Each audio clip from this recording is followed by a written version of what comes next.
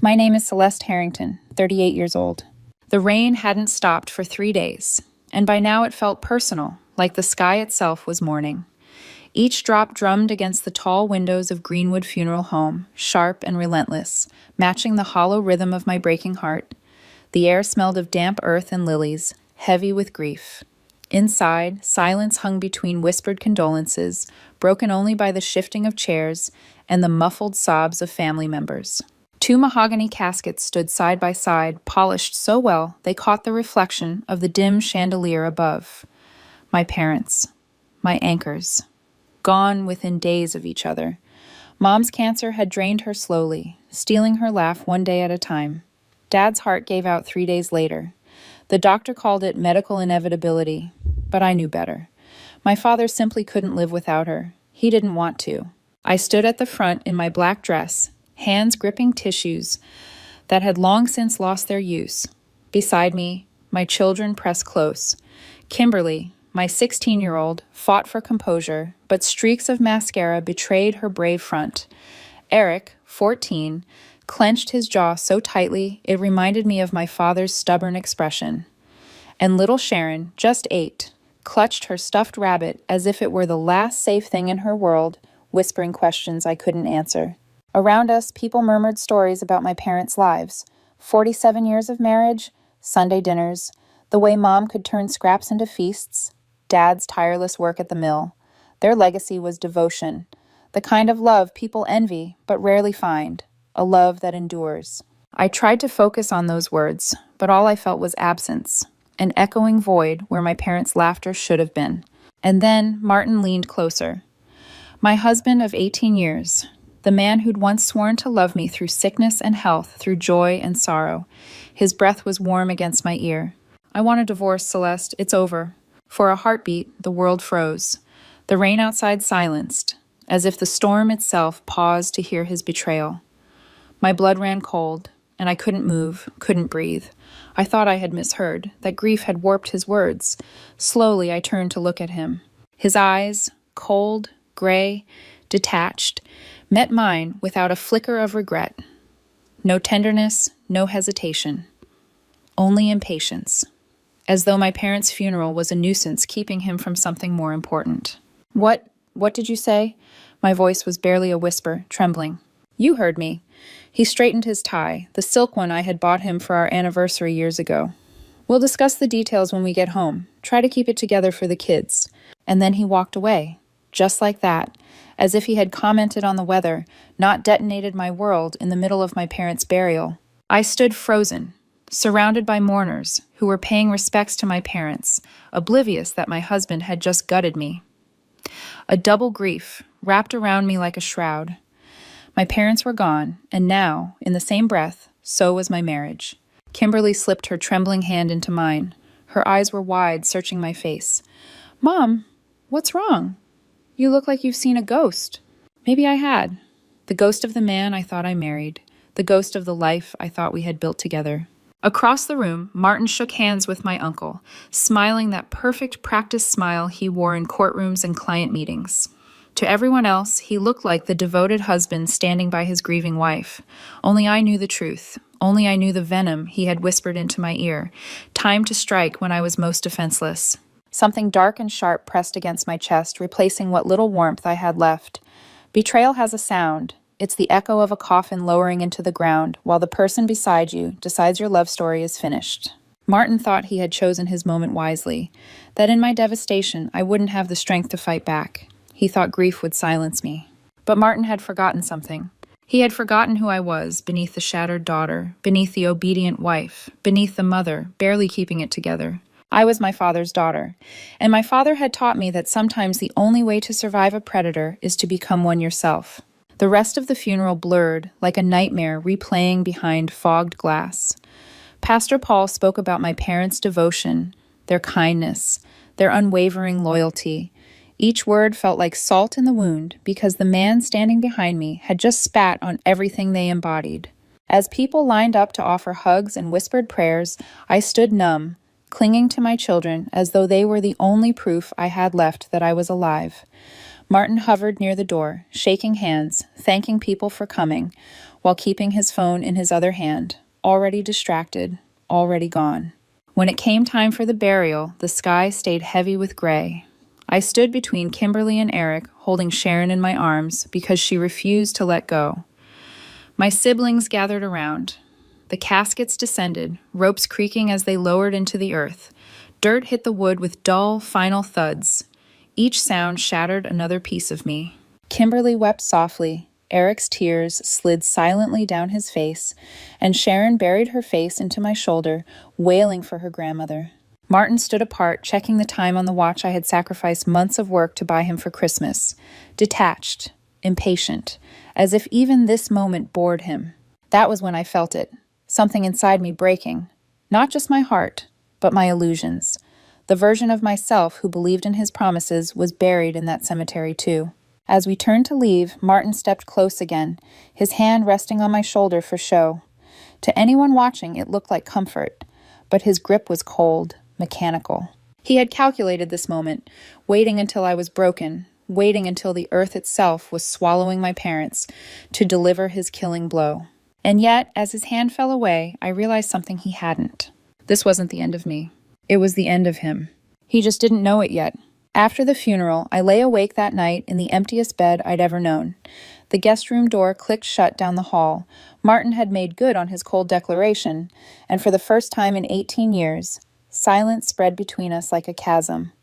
I stared at the ceiling, replaying every word, every gesture, every year of our marriage, searching for where it all went wrong. And inevitably, my mind drifted back to the beginning. I was 25, fresh out of my master's program in psychology, working at a community center in downtown Chicago. Back then, I was the kind of woman who believed in people, who thought love could fix what was broken if you gave it patience and care. That was when Martin walked into my life. He was 32, a rising star at Mitchell & Associates, one of the city's most prestigious law firms, the kind of man who turned heads without trying. He had this way of looking at you, his intense gray eyes locking on as if you were the only person in the room. I remember him leaning against the center's reception desk, smirking like he'd already won something. "You're different," he told me on our third date, fingers brushing mine across a candlelit table at Romano's. "Most women just want to talk about themselves. But you actually listen. You care about things that matter." I had believed him. I had wanted to. At 25, his words were a lifeline, validation that who I was, this earnest, eager woman, was enough. 2 years later, I walked down a makeshift aisle in the garden of my parents' house. Mom cried through the ceremony, dabbing at her eyes with tissues she kept pulling from her purse. Dad whispered in my ear as he gave me away, his voice thick. He better take care of my little girl, or he'll answer to me. For a while, Martin did. We bought our first house together, a modest 3-bedroom colonial with peeling shutters and creaking floors, but it was ours. We spent the first summer painting it white with blue trim. At night, we'd collapse on the porch, covered in flecks of paint, drinking cheap wine and talking about the future. We dreamed of kids, vacations, maybe even buying a cabin by the lake someday. When Kimberly was born, I left my job at the community center. Martin had insisted it would be better for the baby if I stayed home. "A mother's love can't be replaced," he'd said, kissing my forehead as I rocked our newborn daughter. Back then, it felt noble, like a sacrifice made for love. Eric came 2 years later, all elbows and boundless energy. Sharon was our surprise baby, born when I thought we were finished. Each child brought chaos and joy, and each time I threw myself into motherhood with the same intensity I had once given my work. For a while, life was good. Our little colonial filled with laughter, spilled juice, finger-painted masterpieces taped to the fridge. Martin worked long hours, but I told myself it was for us, for our future. When he came home exhausted, I'd make his favorite dinner, press my cheek against his chest, and whisper, "We're building something beautiful." But cracks always appear before the foundation collapses. At first, it was small things. His sighs when the kids were noisy during his calls, a sharp comment about dinner being too salty, the way his eyes glazed when I tried to tell him about my day. Then the absences grew. He missed Kimberly's first school play, blaming a client dinner. He forgot Eric's championship game, lost in a golf meeting with partners. By the time Sharon was born, it felt like he was already halfway out the door. I told myself it was stress, that partnership at the firm was competitive, that Martin was carrying the weight of providing for us. I repeated my mother's old mantra, marriage is work. You don't give up when things get hard. So I worked harder. I baked for school fundraisers. I stayed up late sewing Halloween costumes. I kissed scraped knees, balanced the budget, clipped coupons, and convinced myself that his distance was temporary. But the distance became a wall. I noticed the changes in the children before I admitted them to myself. Kimberly, my sensitive, artistic girl, started closing her bedroom door more often, retreating into sketchbooks filled with storm clouds and lonely faces. Eric, desperate for a father's approval he never got, threw himself into sports, staying at practice until coaches had to force him to go home. Sharon, my baby, started having nightmares, crawling into bed with me in the middle of the night. "Daddy seems mad all the time," she whispered once, her small hand clutching mine. I brushed her hair from her face and lied. "He's just tired, sweetheart." But the truth was, I had grown invisible in my own home. "Celeste, can you keep it down?" became Martin's most frequent phrase, tossed at me over the top of his laptop. When I tried to engage him, his responses were clipped, distracted. "Not now. I'm busy." When I wore a new dress or changed my hair, his eyes barely flickered. It was as if I'd become part of the furniture, useful, expected, but unremarkable. Looking back, maybe I should have seen it sooner. The late nights at the office, the mysterious perfume lingering on his suits, the way he flinched when the kids begged him to play, as if fatherhood were a burden instead of a privilege. But love makes you blind in the most dangerous ways.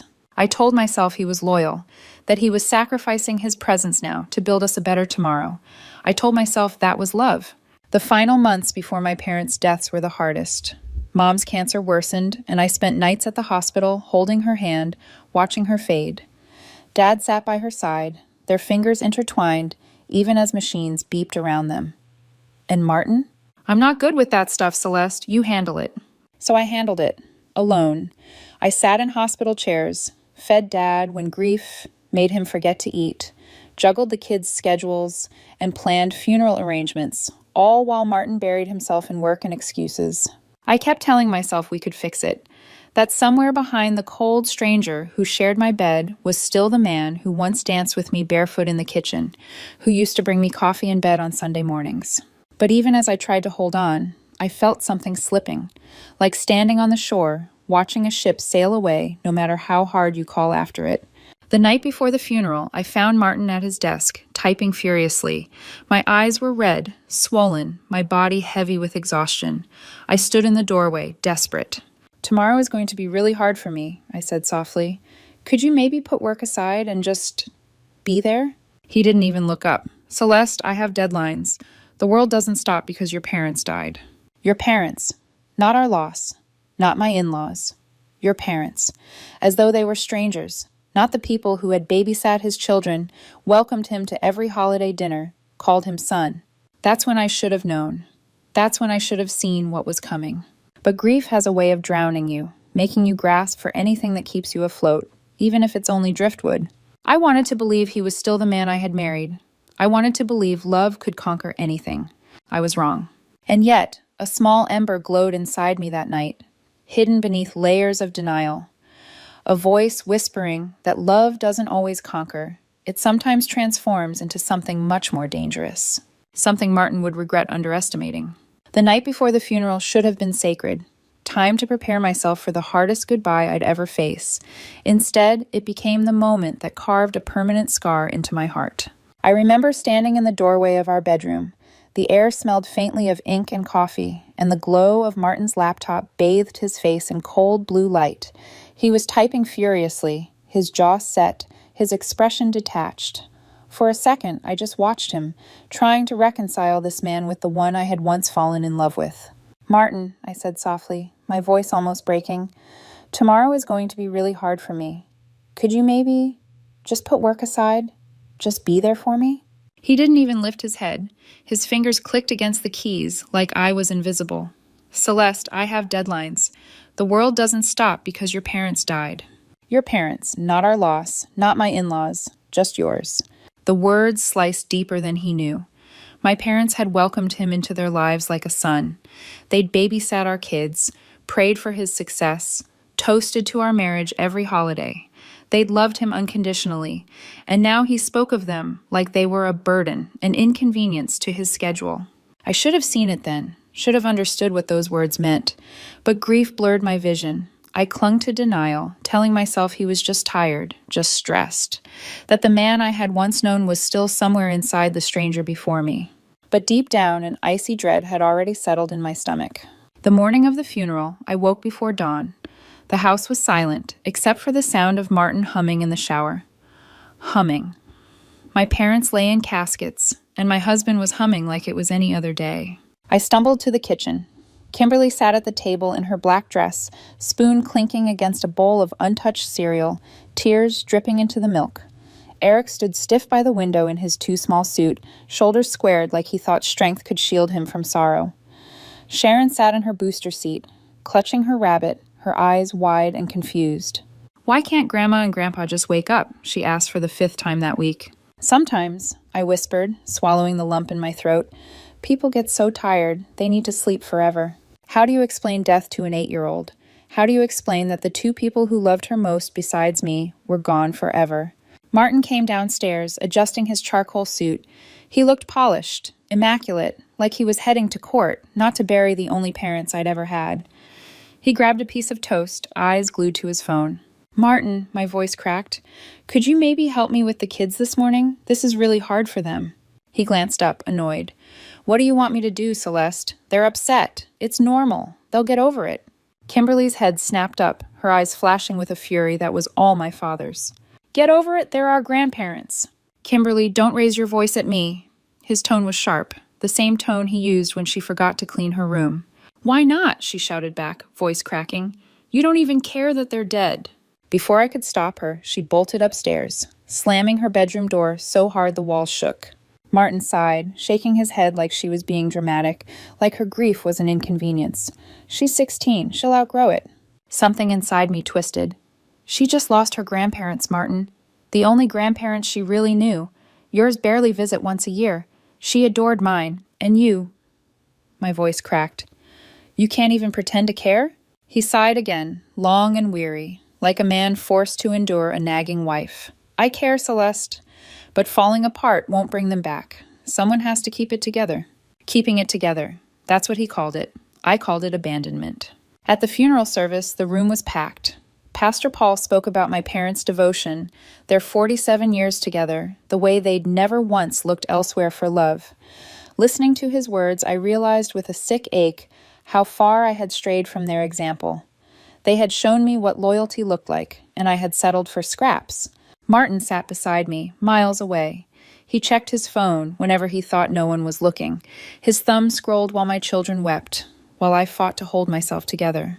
When it came time for the burial, we gathered under the heavy sky at Greenwood Cemetery, the caskets lowered into the ground, ropes groaning, dirt cascading like muted thunder. Kimberly sobbed quietly. Eric's tears ran silently down his cheeks. Sharon clung to me, wailing for her grandma. And Martin? He stood slightly apart, checking the time on the watch I had once worked overtime to buy him. Something snapped inside me then. Not just grief, something darker. I realized I wasn't just losing my parents. I was losing the man I thought had vowed to love me, the life I thought we had built. And that's when he struck. Martin stepped closer, his hand resting on my shoulder for show. To everyone else, it looked like comfort. But his grip was cold, mechanical. He leaned down, lips brushing my ear. "I want a divorce, Celeste. It's over." The ground shifted beneath me. My knees buckled. My parents' coffins disappeared into the earth while my husband gutted me with 6 words. "What?" My voice cracked, barely audible. "You heard me." His tone was flat, calculated. "We'll discuss the details later. Try to keep it together for the kids." And then he pulled away, plastering on his courtroom smile as he shook my uncle's hand. To everyone else, he was the grieving son-in-law. To me, he was the executioner who had chosen the moment of maximum devastation to strike. Kimberly slipped her hand into mine. "Mom, you look like you're going to faint." I forced myself to breathe, in and out, like my mother had taught me during childhood panic attacks. "I'm okay, sweetheart," I whispered. "Just saying goodbye is hard." But I wasn't saying goodbye to just my parents anymore. I was saying goodbye to the woman I used to be. That woman died with them, lowered into the earth beside the two people who had shown me what love was supposed to look like. And in her place, something else began to rise. Something colder. Something Martin hadn't planned for. The ride home from the cemetery was suffocating. Sharon had cried herself to sleep in her car seat, her tiny hands still clutching the white rose she had wanted to lay on Grandma's casket. Kimberly stared out her window, earbuds in, but no music playing. I could tell from the silence. Her face was streaked with tears she was too proud to wipe away. Eric sat rigid in the middle seat, arms folded, staring straight ahead, his jaw tight with something that looked dangerously close to fury. And Martin? He drove with perfect posture, hands steady at 10 and 2, like this was just another routine commute. His eyes stayed fixed on the road, expression unreadable. He hadn't reached for my hand. He hadn't spoken a word. He looked like a chauffeur, not a husband, not a father. I pressed my forehead to the cool glass of the window and tried to keep breathing. The funeral, the burial, his whisper, it replayed in my head like a cruel film loop. I wanted to scream, to pound my fists against his chest, to demand why. But with the children in the car, all I could do was swallow the fire burning inside me. When we pulled into the driveway, the sight of our white colonial with its blue shutters hit me like a punch. Once, this house had been a symbol of promise, paint-stained summers, laughter on the porch, late-night dreams whispered under the stars. Now, it looked like a stage where a tragedy was unfolding, a place filled not with love, but with secrets. "Kids, go change out of your good clothes," I said, my voice steady, though my hands trembled. "There's leftover casserole if you're hungry." They nodded silently, grateful for the distraction, and disappeared upstairs. Sharon carried her stuffed rabbit in one hand, dragging her shoes with the other. Kimberly didn't look back. Eric's footsteps were heavy, deliberate. The moment the last door shut upstairs, silence fell over the house like a heavy curtain. Martin loosened his tie and headed toward his home office. Of course, his refuge, his sanctuary, the place where work always came first. "Martin," my voice cut through the quiet, sharper than I intended. He stopped, hand on the banister, and turned. For a flicker of a moment, something almost human crossed his face. Guilt, hesitation, but it was gone in an instant. "We need to talk," I said. "Not now, Celeste. I have briefs to review." "Briefs?" My voice rose, brittle and shaking. "I just buried my parents, and you want a divorce, but you have briefs to review?" He shot a quick glance toward the staircase, as if worried the children might be listening. Always worried about appearances. Always worried about control. "Keep your voice down," he hissed, stepping closer. His tone dropped into that clipped lawyer's cadence he used in courtrooms. "Yes, we need to talk, but not when you're emotional, not with the kids around." Emotional, as if grief were a flaw, as if the collapse of my entire world was a tantrum to be managed. "When then?" I demanded. "Tomorrow? Next week? When exactly will it be convenient for you to destroy our family?" His jaw tightened, his gray eyes like steel. "Don't be dramatic, Celeste. This marriage hasn't worked in years. You know it. I know it. We're just going through the motions." "Going through the motions?" My voice cracked with disbelief. "Martin, I'm your wife. I'm the mother of your children. We've been together for nearly 20 years. 18 years of marriage," he corrected automatically, like the distinction mattered. The precision, the coldness, it shattered me all over again. "And you choose today, of all days, to throw it all away?" "I chose today because I knew you'd be too upset to make a scene," he said flatly. The honesty of it stunned me into silence. He didn't even pretend. He had calculated my devastation, chosen the moment my defenses were weakest. My parents' graves barely covered with soil, and he thought I wouldn't fight back. "You're a coward," I whispered. Something ugly flashed in his eyes. "Don't push me, Celeste. We both know this has been over for a long time. We'll handle custody, child support, all of it. Civilized." That word again. Civilized. As if his cruelty could be wrapped in politeness, made palatable by procedure. "You asked me for a divorce at my parents' funeral," I spat. "How exactly is that civilized?" "Keep it down," he warned again, glancing upward. But it was too late. The floorboards creaked above us. A door opened. Eric's voice, steady but trembling with anger, cut through the silence. "Are you really getting divorced?" I froze, my heart plummeting. He had heard. Eric stood at the top of the stairs, lanky frame silhouetted against the hallway light. His face was pale, his fists clenched at his sides. Behind him, Kimberly appeared, her eyes red, her chin quivering. Sharon peeked from her doorway, clutching her rabbit. Martin's face hardened. "This isn't the time, Eric. Go back to your room." "No," Eric said firmly, his voice breaking with the effort to hold steady. "I want to know. Are you leaving us?" Martin's tone shifted to that cool authority he used when disciplining the kids. "This is between your mother and me." "No, it's not," Eric's voice cracked. He took a step down the stairs, his young body trembling with the force of his conviction. "We're your family, too. You don't get to blow us up and call it between you two." "Eric," I tried, but he shook his head, eyes blazing. "You told her you wanted a divorce at Grandpa and Grandma's funeral?" His voice trembled, but the accusation landed like a knife. "What kind of man does that?" Martin's jaw clenched, his hand tightening on the banister. "That's enough." Eric didn't back down. "You're supposed to protect us. You're supposed to protect Mom. But all you care about is your job and yourself.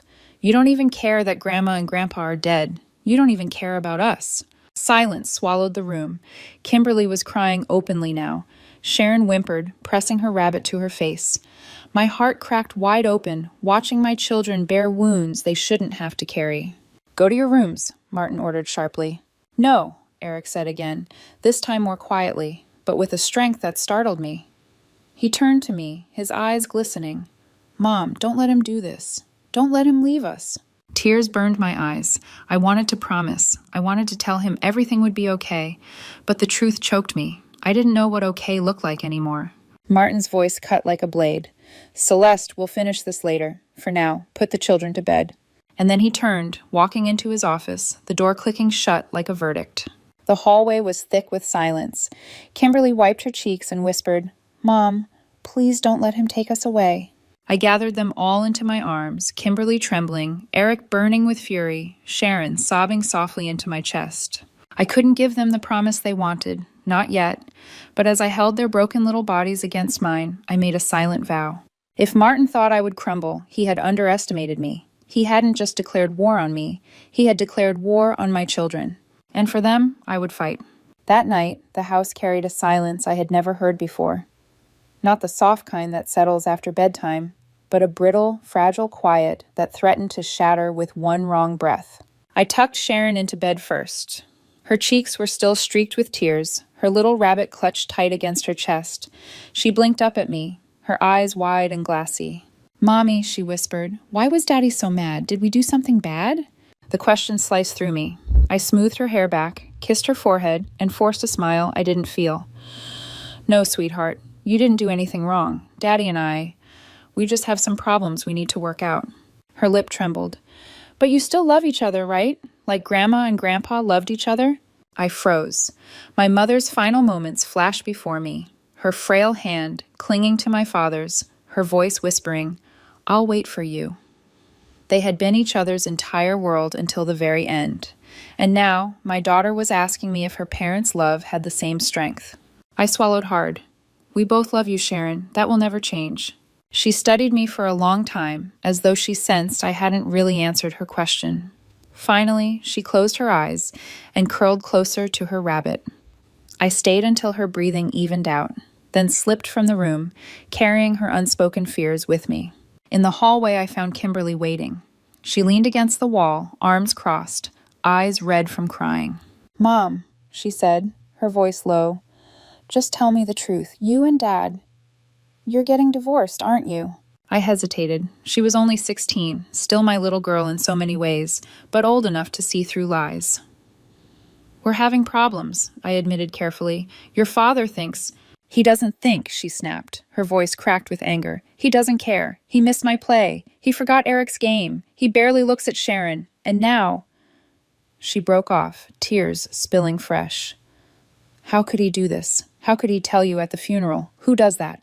I pulled her into my arms, but she stiffened at first, her pride resisting comfort. When she finally gave in, she clung to me like she had as a little girl after nightmares. "Mom," she whispered, "please don't let him take us away from you." The thought of losing them to Martin's cold custody agreements made my blood run cold. I kissed her hair and whispered, "I won't. I promise I'll fight for you." Kimberly nodded, wiping her cheeks, and went to her room. Eric was waiting downstairs at the kitchen table, still in his suit, his tie tossed carelessly beside him. He stared at his untouched bowl of cereal, spoon clinking slowly as he pushed it around. When I sat down across from him, he looked up with eyes that burned too bright for a boy his age. "Why are you letting him do this, Mom?" The directness of his tone startled me. "Eric." "No, just tell me," he pressed. "He talks to you like you're nothing. He doesn't care about us. He doesn't even care about Grandma and Grandpa, and you just let him walk all over you." His words cut because they were true. I had let Martin's coldness swallow me for years, convincing myself it was temporary, that if I just tried harder, he'd come back. But now my son was calling me out with a courage I hadn't had. "I don't want to just let him, Eric," I said softly, "but this is complicated. There are lawyers and custody and money." "No, it's not complicated." His voice broke, but he held my gaze. "Either he loves us or he doesn't. Either he wants to stay or he doesn't. It's simple. It's just hard." Out of the mouths of babes, my 14-year-old had just put words to what I had been too afraid to face. He leaned closer, lowering his voice. "Promise me you'll fight for us. Please, don't let him win." I reached across the table and took his hand, gripping it tight. "I promise, Eric, I'll fight." Upstairs, I heard a door creak. Kimberly's voice carried faintly through the vent, her hushed whisper on the phone to her friend. "I think they're getting divorced," she said, her voice trembling. "Dad slept in the guest room, and Mom looks like she's going to throw up every time she looks at him. What if they split up? What happens to Sharon? She already can't sleep without Mom." The pain in her voice nearly brought me to my knees. My children, my beautiful, innocent children, were already carrying burdens that should never have been theirs. The next morning, I found Sharon at the table, tracing circles on her placemat with her finger. Her eyes were swollen, her voice small. "Mommy, I had a dream that Daddy went away, like Grandma and Grandpa. Only he didn't get sick, he just left." My heart clenched. "Oh, baby." I pulled her into my lap. "Daddy isn't going anywhere." The lie tasted bitter on my tongue, but how could I shatter her world all at once? Later in the kitchen, Eric asked the question I'd been dreading. He stood in front of me, his young face set with determination. "Mom, are you and Dad getting divorced?" I hesitated, but he wouldn't let me dodge. "Just tell me the truth, Mom. I'm not a little kid." Looking at him, so much of Martin in his features but my father's honesty in his eyes, I realized he was right. He wasn't a little kid anymore. "We're having problems," I admitted. "Problems like you don't love each other anymore?" The bluntness of his words made me flinch. "It's complicated, Eric." "No, it's not," he shot back. "Either you do or you don't." His voice cracked, and he dropped his gaze. "I just want you to say our family is worth fighting for." I wanted to promise. I wanted to say yes. We're worth everything. But before I could answer, Martin walked into the kitchen in one of his expensive suits, briefcase in hand, as though nothing had happened. "Morning," he said curtly, pouring himself coffee. Eric stared at him with open contempt. "Really, Dad?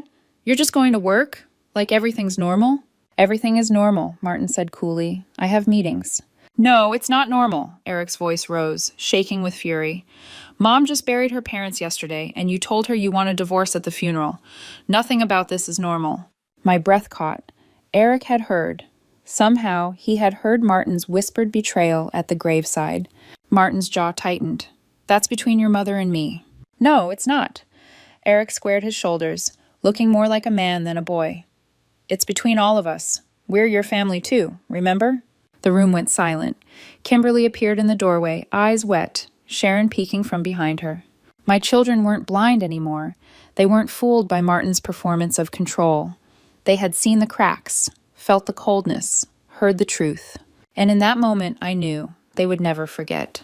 3 days after the funeral, I went to my parents' house to begin the unbearable task of sorting through their belongings.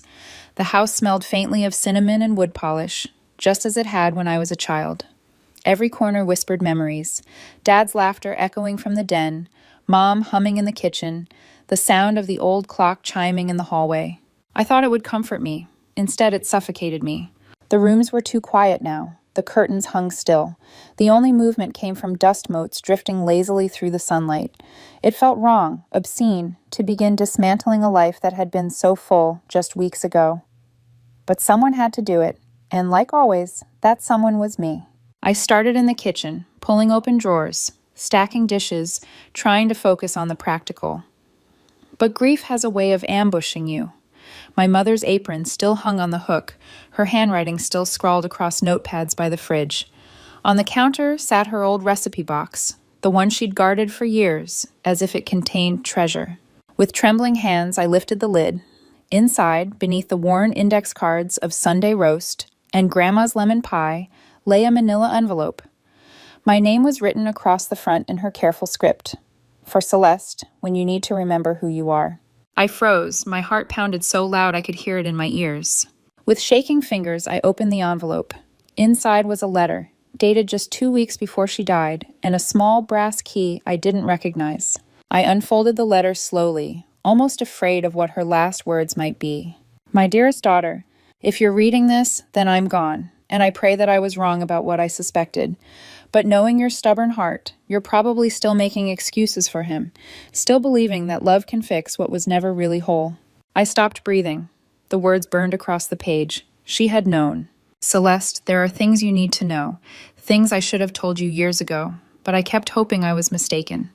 The key in this envelope opens a safety deposit box at First National Bank, box 847. Your father and I set it up years ago for the children's college funds, but when I noticed certain irregularities with Martin, I began keeping other things there as well. Evidence. Things that will hurt you, but also free you. Martin is not the man you think he is. He never was. You are stronger than you know, my darling girl. Don't let him convince you that you're nothing without him. You were everything before you met him, and you'll be everything long after. Fight for yourself. Fight for your children. But most of all, fight because you deserve better than the scraps he's been throwing you. With all my love, Mom. By the time I finished reading, my hands were trembling so badly the paper rattled. My mother had seen through Martin before I had. She had tried to warn me, and I had been too blind, too loyal, too desperate to keep our family intact to notice. I held the key in my palm. It was small, ordinary, but it felt heavy with consequence. I didn't want to know what it unlocked. I wasn't sure I could survive it. But my mother had trusted me with this truth. She had believed I was strong enough to face it, and if she could endure the slow cruelty of cancer while still worrying about me, the least I could do was honor her final wish. The next morning, I drove to First National Bank. My hands gripped the wheel so tightly my knuckles were white. The key burned in my pocket like it had its own pulse. The clerk led me to a sterile little room and brought out the safety deposit box. When she left me alone with it, I sat staring at the metal lid, paralyzed. I wanted to throw the key away, pretend I had never found the letter, pretend Martin's betrayal was just coldness, neglect, something survivable. But I could hear Mom's voice in my head. You're stronger than you know. I slid the key into the lock. Inside was a thick folder, stuffed with photographs and documents. My stomach lurched as I opened it.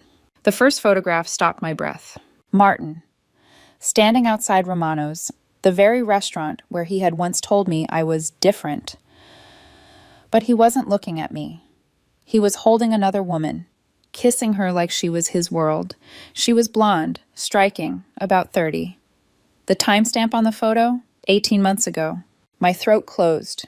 18 months. That meant he had been with her while I was at my mother's bedside, while I was holding Dad together, while I was managing our household alone. Photo after photo spilled out.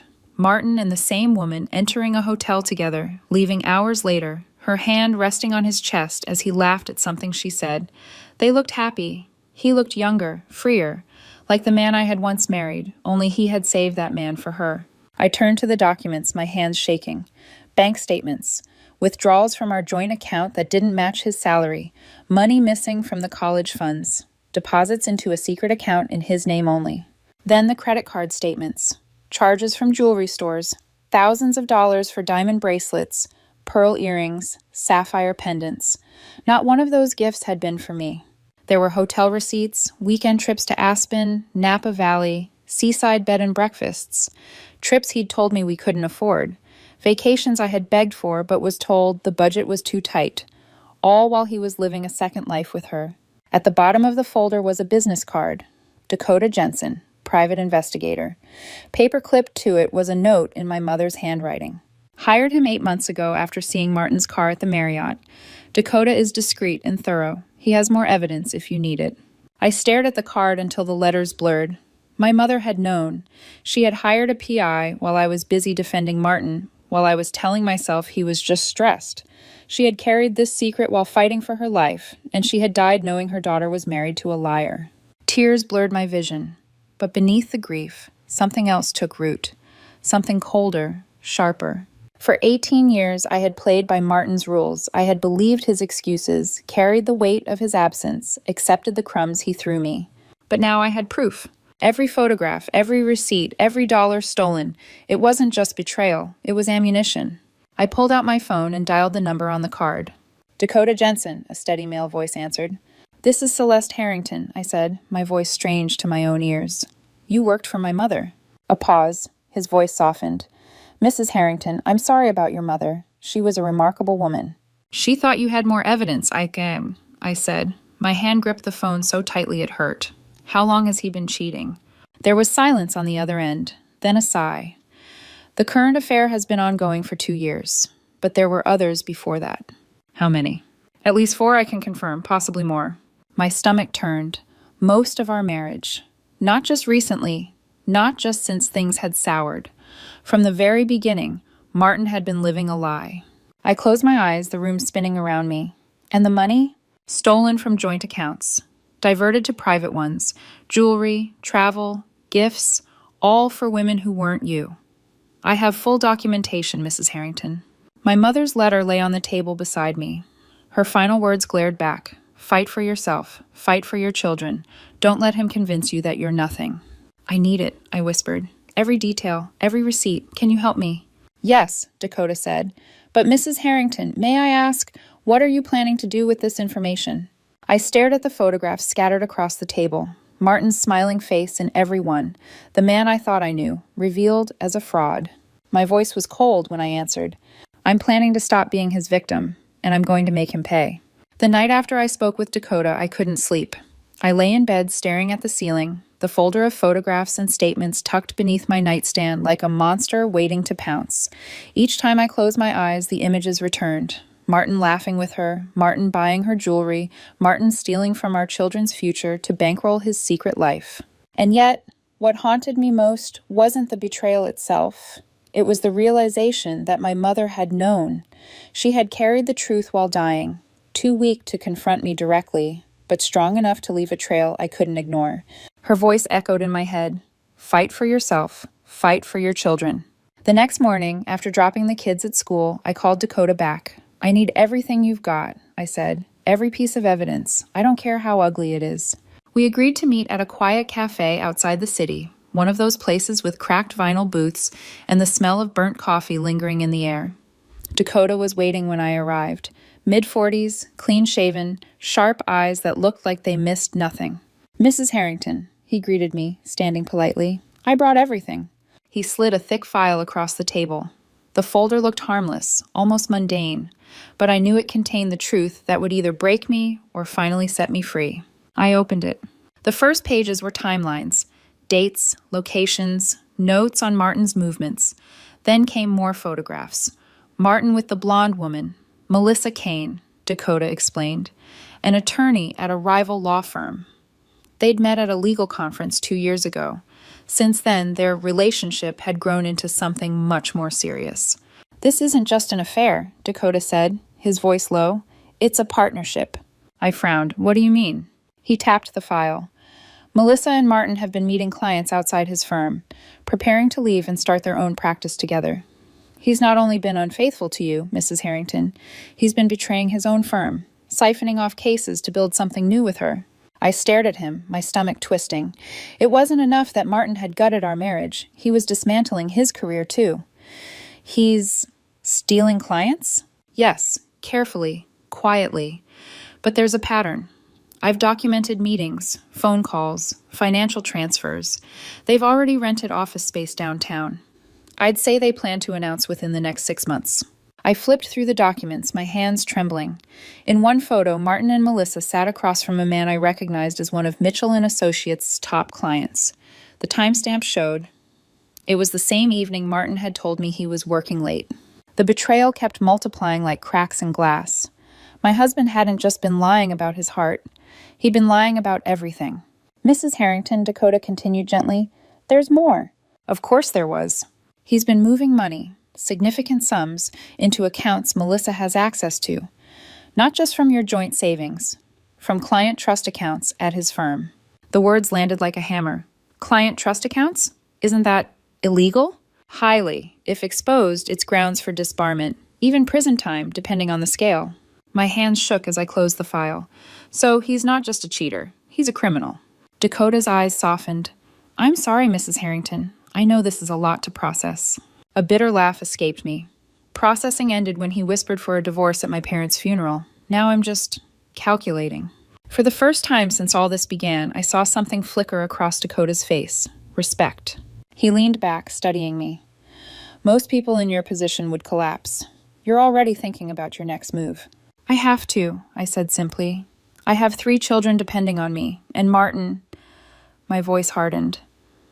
Martin thinks I'll roll over. He thinks I'll cry and beg and let him walk away with everything. But he's forgotten who I am. He's forgotten who raised me. I remembered my father's calloused hands, the way he had worked double shifts at the mill so we could go to college. I remembered my mother's quiet strength, how she had faced cancer with dignity, how even at her weakest she had been strong enough to see through Martin's lies. I'm my parents' daughter, I whispered. He should never have underestimated that. Dakota nodded slowly. Then you need a plan. Not just for divorce, but for survival. If Martin is willing to drain your accounts, betray his firm, and abandon his family for a new life, you can't afford to underestimate what he'll do next. The thought chilled me. Martin had already proven he would strike at my weakest moment.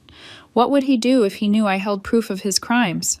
That night, back home, I tucked the children in and sat alone at the kitchen table, the file spread before me. Kimberly peeked in once, her eyes suspicious. Are you okay, Mom? Yes, sweetheart, I lied, sliding the papers into a folder. Just bills. She gave me a look that told me she didn't believe me, then disappeared upstairs. I stared at Martin's smiling face in the photos, the way he touched Melissa's arm, the way his eyes lit up for her, the way they hadn't for me in years. And then I looked at the bank statements, the missing money, the college funds that were supposed to secure Kimberly's art school, Eric's basketball dreams, Sharon's future. Money Martin had stolen to fund weekends with his mistress. The rage that had been simmering finally solidified into something sharper, something like steel. Martin thought he had chosen the perfect time to crush me at my parents' funeral when I was drowning in grief. He thought I'd be too broken to fight back. But grief wasn't weakness. Grief was fuel. And he had just handed me all the weapons I needed. That night, I whispered into the silence of my empty bedroom, You forgot who I am, Martin, but you're about to remember. A week after meeting Dakota, I sat alone in Martin's office for the first time in years. The room had always been off-limits, his private domain. He called it his sanctuary, a place for work and strategy, a fortress of polished mahogany and neat stacks of legal files. I used to bring him coffee and retreat quietly, respecting boundaries he insisted on. But now, as I sat in his leather chair, breathing in the faint scent of cologne and printer ink, I realized it hadn't been respect. It had been obedience. Not anymore. The computer screen glared at me, password protected. My heart pounded as I tried the obvious ones, our anniversary, the kids' birthdays. Nothing. Then I thought of Melissa. Hands trembling, I typed her name, Melissa Kane, 2019. The screen unlocked with a quiet chime. For a moment, I couldn't move. The simplicity of it was grotesque. 18 years of marriage, and the key to his secret world wasn't tied to his family, but to his mistress. Inside, his inbox was a minefield of betrayal. Emails from Melissa, flirtatious, intimate, written in the kind of tone he hadn't used with me in years. Plans for dinners, trips, late-night rendezvous in hotels. I skimmed one that made bile rise in my throat. I can't wait until we don't have to hide anymore. You promised this year would be different. Scrolling further, I found attachments, billing records, client statements. At first they looked ordinary, filled with legal jargon. But then I saw the discrepancies Dakota had mentioned. Martin had billed clients for hours he hadn't worked, padded expenses, claimed travel that never happened. It was meticulous, deliberate fraud. And then there was a letter, handwritten on expensive stationery, tucked neatly into a scanned folder. My darling Martin, I can't keep waiting forever. I know you said the children need time, but I'm 34. I want a real marriage, a family of my own. You promised me Christmas. If you don't mean it, if you're just stringing me along like Jennifer said you did with her, then I need to know now. I love you, but I won't be your secret forever. Forever yours, Melissa. Jennifer. Another name. Another woman who had apparently seen through him. How many others had there been, tucked between the years of lies he had spun so easily? I printed everything, sliding pages into folders, my hands steady now, despite the sick ache in my chest. Every email, every receipt, every lie was no longer just betrayal. It was leverage. I was still sorting papers when I heard a car door slam outside. Panic surged through me. I shoved the documents back into place and closed the laptop just as footsteps approached the porch. But it was only the mailman. Relief left me weak, but also more cautious. Martin was a lawyer. He knew the value of evidence, the danger of discovery. If he suspected I was digging into his secrets, I didn't doubt he would act swiftly to protect himself. That night, when he came home, he was in high spirits. He kissed Sharon on the head, asked Eric about basketball, even complimented Kimberly's drawing pinned to the fridge. To an outsider, he looked like the picture of fatherhood. But when his eyes met mine across the kitchen, I saw something else. Satisfaction. Confidence.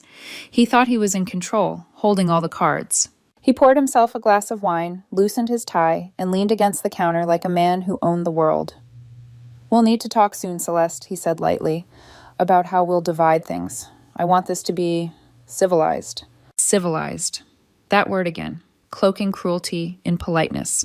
I smiled, keeping my voice calm. "Of course, Martin. Civilized." He didn't notice the steel in my tone. Later that night, when the children were asleep, I called Dakota again. "You were right," I told him. "He's been stealing from clients. I have proof." There was silence on the line. Then his voice, low and serious. "Mrs. Harrington, this isn't just infidelity anymore. This is criminal. If you expose this, he won't just lose his license. He'll go to prison." I glanced at the pile of documents spread across the table. "Good." Dakota hesitated. "I need to ask, are you prepared for what that means? For your children? For the fallout?" I thought of Kimberly's tearful whisper, "Don't let him take us away."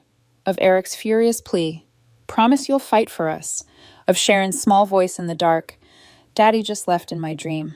"Yes," I said firmly, "I'm prepared. Because the only thing worse than the fallout is letting him keep destroying us." When I hung up, I walked through the quiet house, past the photographs on the walls, family vacations, birthdays, holidays, smiles that now felt like lies, past the children's bedrooms, where their soft breathing reminded me what was at stake. And finally to Martin's office, where the mahogany desk loomed like a monument to arrogance. I stood there in the dark, staring at the desk where he had planned his betrayals, where he had plotted a future without us. "You thought you buried me with my parents," I whispered into the empty room, "but you were wrong." For years, I had been the accommodating wife, the quiet mother, the woman who smoothed over cracks and swallowed her hurt, but that woman was gone. In her place stood someone sharper, someone who would use his lies against him, someone who would take everything he thought untouchable and burn it down. Martin had exposed his secret life to me without even realizing it, and now I was going to expose him to the world. It happened 2 nights later. The children were upstairs, the house was quiet, and Martin had just come home from working late. I had spent the entire day replaying what I'd seen on his computer, what Dakota had confirmed, what my mother had warned me about. The anger had been simmering so long it was almost calm now, a sharp, controlled burn. I waited for the perfect moment. Martin set down his briefcase, loosened his tie, and walked into the kitchen where I was finishing dinner. He looked immaculate, as always. To anyone else, he'd seem like the picture of success. Confident, polished, untouchable. "Smells good," he said, reaching for a glass. "What are we having?" "Lasagna," I replied evenly. "Your favorite." He smiled faintly, distracted, already pulling out his phone to check messages. Probably hers. Melissa. I dried my hands on a towel and reached into the folder I'd hidden in the drawer. Slowly, I placed a single photograph on the counter between us. Martin froze. The photo showed him and Melissa outside Romano's, laughing, his hand resting possessively on her back. The timestamp was clear. The same restaurant where he had once told me I was different. For the first time in years, I saw genuine shock flicker across his face. His mask slipped, just for a heartbeat. "Where did you get this?" His voice was sharp, defensive. I tilted my head. Does it matter? His jaw tightened. Celeste, this is... Don't, I cut in, my voice calm but deadly. Don't you dare insult me with another lie. 2 years, Martin. 2 years you've been with her. While my mother was dying, while I was holding our family together, you were building a second life. He straightened his tie, regaining composure. This is exactly why I want the divorce. You've been spying on me, having me followed. Do you realize how invasive that is? I laughed bitterly. Invasive? You've been draining our accounts, stealing our children's future, sneaking around with your mistress, and you're worried about privacy? His eyes narrowed, calculating. You don't understand, Celeste. Relationships end. It happens. Don't make this uglier than it needs to be. Uglier? My voice sharpened. You whispered for a divorce while they were lowering my parents into the ground. You stole money meant for Kimberly's college, for Eric's future, for Sharon's security. You don't get to redefine ugly, Martin. You are ugly. He bristled, but his tone stayed low. Keep your voice down. The children don't need to hear this. I stepped closer, lowering my voice to a whisper that cut sharper than any scream. You're worried about the children? Where was that concern when you emptied their college fund? Where was it when you missed every milestone to sit in hotel bars with her? Martin's phone buzzed on the counter. For a second, his eyes flicked to the screen. I caught a glimpse of the name, Melissa. Dinner's ready, I said, my tone laced with venom. Or are you meeting her tonight? His face went pale. How could you possibly... I know everything, Martin. I leaned closer, my voice steady, my eyes locked on his. Every dinner, every hotel, every dollar you've stolen. I know about Melissa. I know about the new firm you're building with her. I know about the client accounts you've been siphoning money from. His face went ashen. He opened his mouth, but no words came out. You thought I'd crumble, I whispered. You thought you could gut me at my weakest, leave me with nothing but grief, and walk away untouched. But you forgot something important. He stared at me, finally unnerved. What? You forgot who I am. He blinked. You're emotional. You're not thinking clearly. No, I shook my head. I'm thinking clearer than I have in years. I was my father's daughter before I was ever your wife, and he taught me one thing. When someone comes for your family, you don't beg. You fight. For the first time, Martin actually took a step back. He studied me like he was seeing me for the first time, not as the quiet wife he'd controlled, but as something he couldn't quite predict. What do you want, Celeste? He asked, his voice barely above a whisper. It was the question of a man used to negotiating, used to finding settlements. But this wasn't a negotiation. I smiled, and something in that expression must have unsettled him, because his eyes darted toward the door, toward escape. I want you to understand, I said quietly, that you made a mistake. You thought you could destroy me at my weakest moment. But you forgot. Grief doesn't break me. It sharpens me. Before he could answer, the sound of footsteps broke the tension. Sharon appeared in the doorway, rubbing her eyes, clutching her rabbit. Mommy? Daddy? Why are you talking so loud? Instantly, I forced my voice soft, the way mothers do. We're just talking about grown-up things, sweetheart. Are you hungry? Dinner's ready. Sharon nodded sleepily, and I guided her back toward the table. Martin stood frozen, caught between his wife, who knew too much, and the daughter who still thought he was a hero. He followed us to the dining room, sat down, and smiled at the children like nothing had happened. To them, he was still daddy. To me, he was already a ghost. We ate dinner like a family one last time, the lasagna warm, the conversation forced. Kimberly talked about her English essay, Eric described practice, Sharon chattered about an art project, Martin laughed in all the right places, nodded at all the right moments. But I saw the tension in his jaw, the flicker of unease in his eyes. He was realizing, slowly, painfully, that I wasn't broken, that I wasn't going to let him win. And as I watched him sip his wine and pretend to be the man he used to be, I made another silent vow. I would not scream. I would not beg. I would not crumble. I would wait. I would calculate. And when the moment came, I would destroy him as effortlessly as he had tried to destroy me. The morning after our confrontation, Martin acted as if nothing had happened. He came downstairs in one of his tailored suits, kissed Sharon absently on the head, and announced he had an early meeting. His voice was smooth, practiced, perfectly ordinary. But I saw it, the flicker of tension around his eyes, the stiffness in his shoulders. He knew I had proof. He didn't know how much, but the uncertainty gnawed at him. That was exactly what I wanted. I smiled politely, poured his coffee, and wished him luck at his meeting. He didn't notice the steel behind my smile. As soon as his car pulled out of the driveway, I made my first call. "Mrs. Walsh's office," a crisp voice answered. "This is Celeste Harrington. I need to schedule a consultation with Margaret Walsh. Today." Mrs. Walsh had a reputation that sent shivers through the legal community. She was ruthless, brilliant, and expensive. Exactly the kind of woman I needed in my corner. That afternoon, I sat across from her in a sunlit office lined with shelves of leather-bound casebooks. Walsh herself was tall, silver-haired, with sharp eyes that seemed to slice through pretense. "You've been married 18 years?" she asked, flipping through the notes I'd given her. "Yes," my voice shook slightly. "3 children, ages 16, 14, and 8. "And your husband is a partner at Mitchell and Associates?" "For now," I said bitterly. Her eyes narrowed with interest. "For now?" I slid the folder across the table. The photographs, the bank statements, the emails. Her brow arched as she flipped through them, one page at a time. "This," she said finally, "is devastating evidence. You could secure custody, child support, spousal maintenance, a large share of the marital assets. And that's before we even consider the professional consequences." "I don't just want assets," I said quietly. "I want him exposed for what he is. I want him to feel as destroyed as he made me feel." Walsh leaned back, studying me. "Most wives come in here weeping, begging for mercy. You're different." I met her gaze steadily.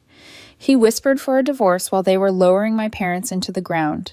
He calculated that moment because he thought I'd be too broken to fight back. He was wrong. Her lips curved into the faintest smile. "Good. Then you'll understand when I tell you we need patience. Timing is everything. If we strike too soon, he'll maneuver assets, hide evidence, paint you as unstable. We let him feel secure first. Let him hang himself." I nodded. "That's exactly what I want." The plan began to take shape. Walsh would prepare the legal foundation. Dakota would continue surveillance, documenting every step Martin and Melissa took toward launching their new firm. And I would play my role, the grieving wife, overwhelmed but cooperative, willing to settle quietly. It wasn't easy. Each day felt like walking a tightrope. Martin grew bolder with Melissa, certain his new life was within reach. He spent more nights working late, came home smelling of cologne that wasn't mine, and left receipts in his pockets like breadcrumbs. I said nothing. I folded his shirts. I packed lunches for the kids. I smiled through clenched teeth. But in the silence of the night, when the children slept, I was building my arsenal.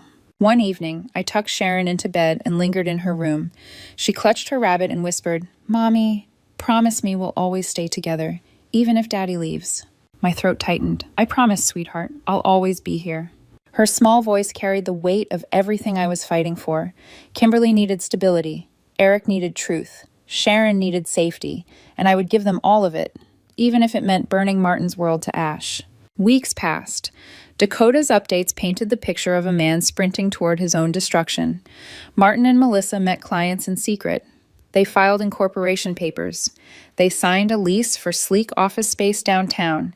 They posed as partners building a bright new future. Martin came home one night, flushed with excitement, pouring himself a glass of scotch. "Big things are coming, Celeste," he said smugly, as if I should be grateful. "Oh?" I asked mildly, folding laundry at the table. "What kind of things?" "You'll see," he said, smiling cryptically. "Just trust me." Trust. The word nearly made me choke. In his arrogance, he thought I was still the woman who waited for scraps of affection, who turned a blind eye to late nights and lies. He didn't realize that while he was plotting his escape, I was plotting his downfall. Mrs. Walsh called me into her office 3 weeks later. She spread out documents across the table. Bank transfers, shell accounts, proof of client theft. "With this," she said, "we can not only secure everything you're entitled to in the divorce, we can destroy his reputation. He'll be lucky to keep his license, let alone his freedom."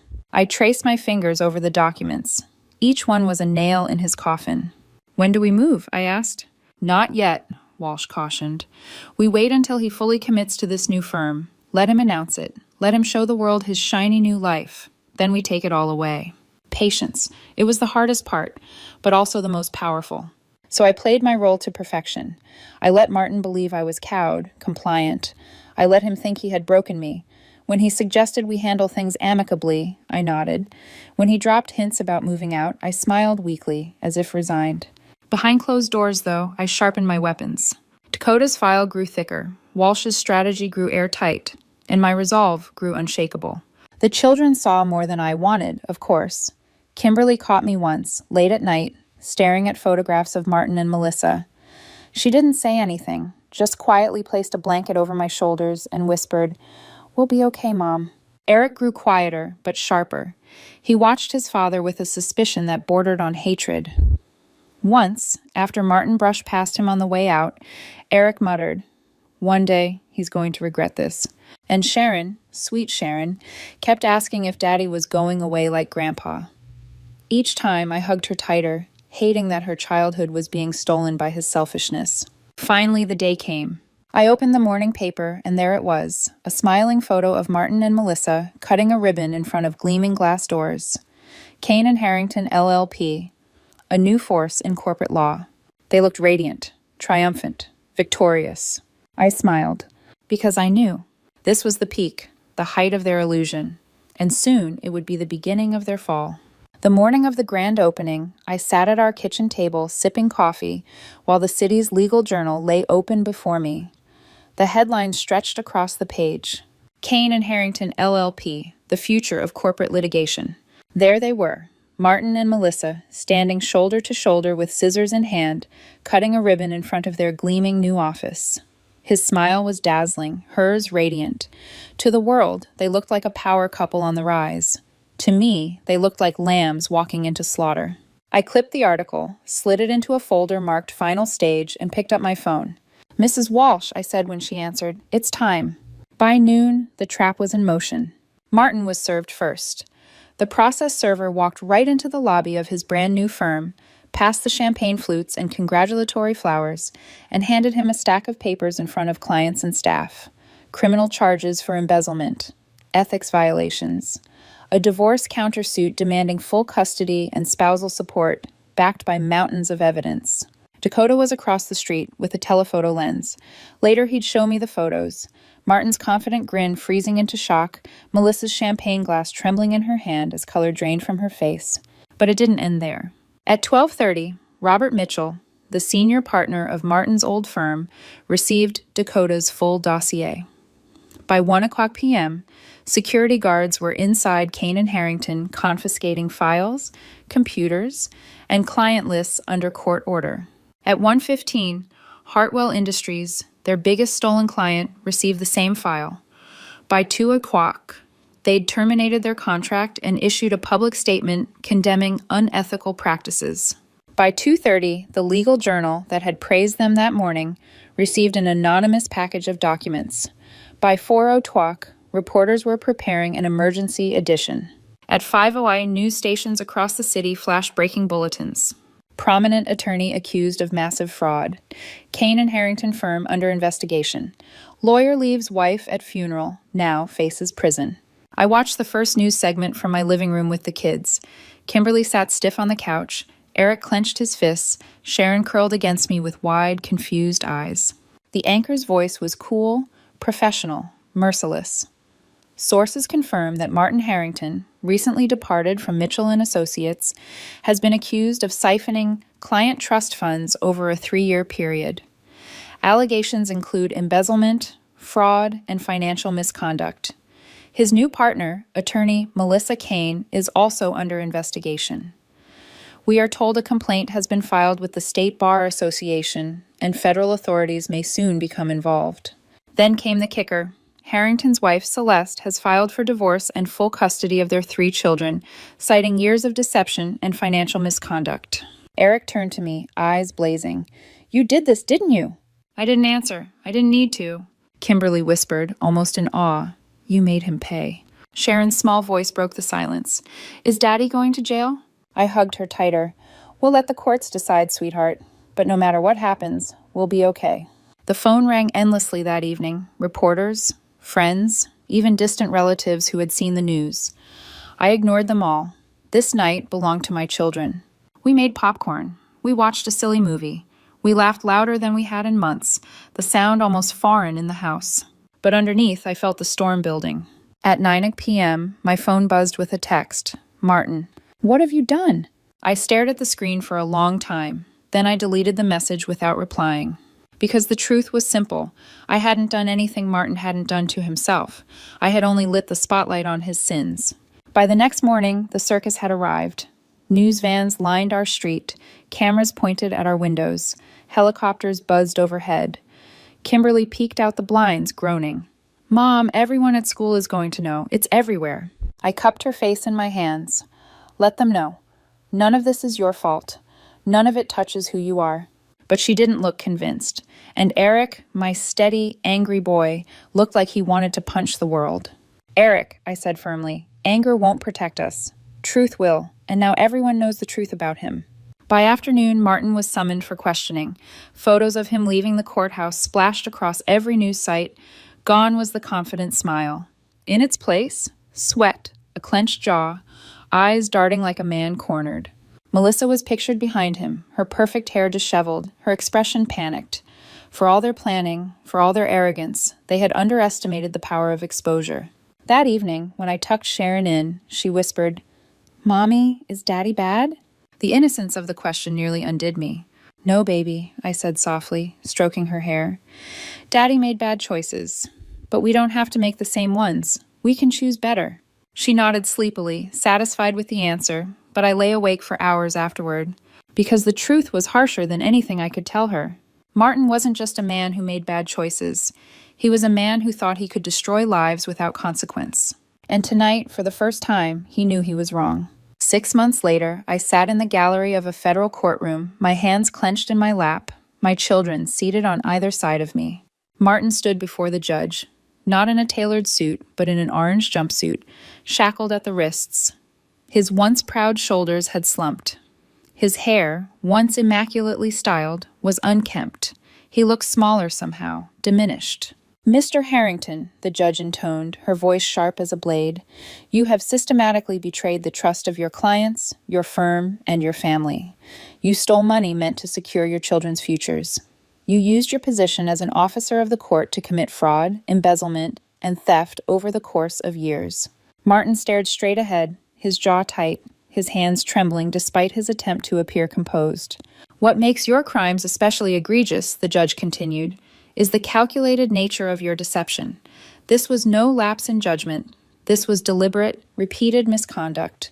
For these actions, this court sentences you to 8 years in federal prison." 8 years. The words hung in the air like a final nail in a coffin. Kimberly squeezed my hand so hard it hurt.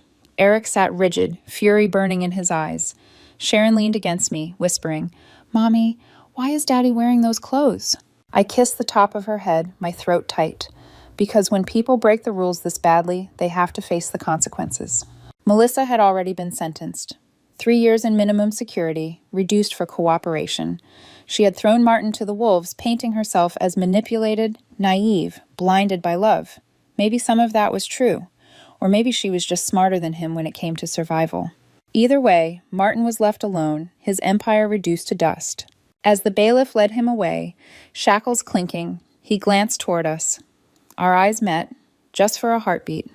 His expression wasn't apology. It wasn't regret. It was disbelief, as if he still couldn't fathom that the woman he had dismissed as weak had orchestrated his downfall. I held his gaze without flinching. Then I turned to my children, the only legacy that mattered. We walked out of that courtroom into bright spring sunlight. Reporters swarmed, microphones thrust forward, cameras flashing. I shielded Sharon with my body, guided Eric and Kimberly through the crowd, and ignored every question. Inside, I felt something I hadn't in years. Peace. The financial recovery came quickly. Walsh and her team of forensic accountants had tracked every hidden account, every dollar Martin thought he'd concealed. The court awarded us restitution. The children's college funds were restored, our home secured. But the real victory wasn't money, it was freedom. 2 years later, I stood in the same kitchen where Martin once scrolled through his phone while our children begged for attention. Morning light streamed through the windows, golden and warm, illuminating a house that no longer felt heavy with secrets. Kimberly, now a sophomore at Northwestern, sat at the table sketching in her notebook. She was studying psychology, determined to help children of divorce. She looked up at me and smiled. "Mom, I'm proud of you. You showed me what it means to fight back." Eric, 17 now, bounded in sweaty from basketball practice. He was taller than Martin had ever been, broader too, but his eyes were kinder. Scouts from Duke were calling. He grabbed an apple, grinned, and kissed my cheek before dashing upstairs to shower. And Sharon, 10 years old, resilient, radiant, brought me a drawing she'd made. A picture of the four of us standing in front of our house, a rainbow stretching above us. In the picture, we were smiling. Whole, complete. I tacked it onto the fridge, right where Martin's smug Christmas card photos used to hang.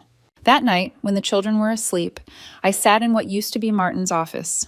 It was mine now, bookshelves filled with my graduate text, a desk stacked with counseling notes.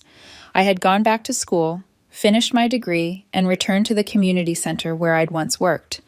I spent my days helping women like me, women who had been lied to, diminished, betrayed. Women who needed someone to remind them that survival wasn't enough, that they could fight too. On the desk lay the journal I'd been keeping since the funeral. I opened to the first page where my handwriting was shaky, desperate. Martin asked for a divorce at my parents' funeral. I don't know how to survive this. I flipped to the newest page. My script was steady now. Kimberly told me today that she's proud of me. I think Mom and Dad would be proud too. Tears blurred my eyes, but they weren't from grief this time. They were from gratitude. My parents had taught me what real love looked like: sacrifice, devotion, endurance. Martin had taught me what love was not, and I had chosen whose lesson to carry forward. Martin was still in prison. His appeals had failed.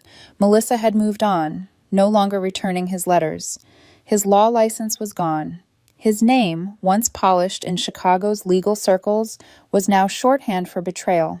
And me? I was no longer the woman who stood broken at a graveside, clutching her children while her husband whispered poison. I was no longer the quiet wife who accepted crumbs, the woman who believed her worth depended on someone else's attention. I was something else entirely. I was my parents' daughter. I was my children's mother. I was Celeste Harrington, whole, scarred, stronger than I ever knew. As I closed the journal, I whispered into the quiet house. You thought you destroyed me, Martin, but all you did was set me free. And for the first time in years, I believed it with every part of me.